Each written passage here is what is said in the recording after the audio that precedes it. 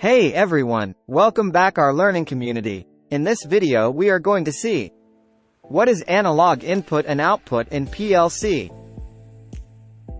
Analog devices in a PLC receive signals from sensors or transmitters that measure physical quantities such as temperature, pressure, flow rate, level, etc.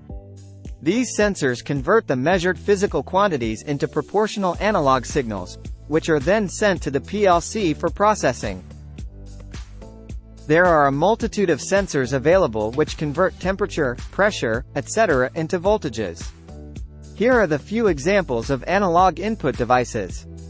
Pressure switch for pressure measurement. Thermocouple for temperature measurement.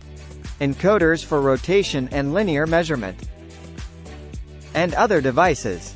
The analog control voltages commonly used as 0 to 10 volt DC, or 4 to 20 milliamps.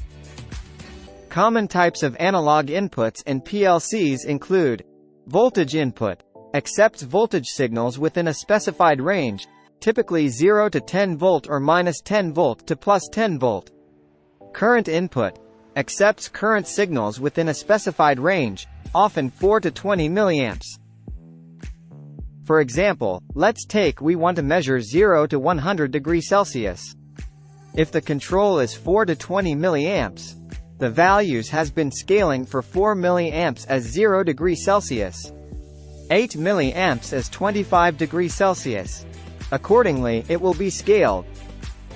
Analog signals are typically represented by voltage or current levels that vary within a range, and PLCs can interpret and manipulate these signals for various control and monitoring purposes.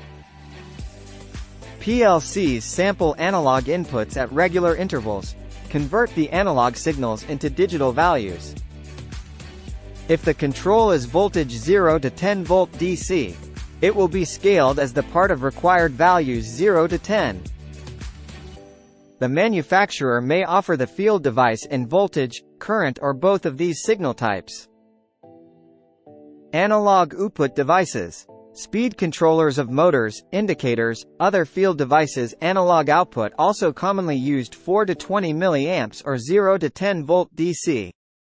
Analog outputs play a critical role in all PLC systems, as they control the connected field devices or processes. Hence, it's very important you ensure that they are functioning as intended. The analog outputs work similarly to discrete outputs, with the PLC sending the signal to the control devices such as control valves or variable frequency drives controlled by the PLC.